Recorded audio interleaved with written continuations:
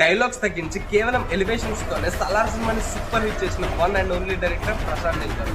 Personally for me he's also known as man of elevations.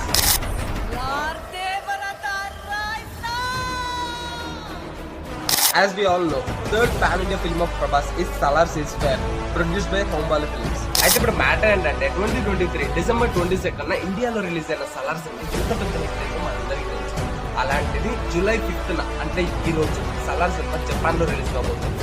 ఇప్పటి వరకు Japan లో ఎన్నో తెలుగు సినిమాలు రిలీజ్ అయ్యాయి. కానీ RRR సినిమా రిలీజ్ అయ్యాక ఎన్టీఆర్ గారి పేరు జపాన్ లో తెలియని వాళ్ళంటే ఎవరూ లేరు. అట్ ది సేమ్ డే ఈసారి సలార్ సినిమా రిలీజ్ అయ్యాక జపాన్ లోని ప్రతి సిటిజన్ పలికే ఏకైక పేరు ప్రభాస్ గారు కూడా అవ్వాలి. TFI బాగుండాలని సోషల్ మీడియాలో ఎంతో మంది నెటిజన్లు యుద్ధాలు చేస్తూ ఉంటారు. మనలో మనం ట్రబుల్ చేసుకున్నందుకు మాత్రం TFI బాగున్నట్టు కాదు కదా. సలార్ సినిమా మన ఇండియాలో ఎంత పెద్ద హిట్ అయిందో బయట దేశాల్లో కూడా అంతే హిట్ అయితే అప్పుడు నిజంగా TFI బాగున్నట్టు.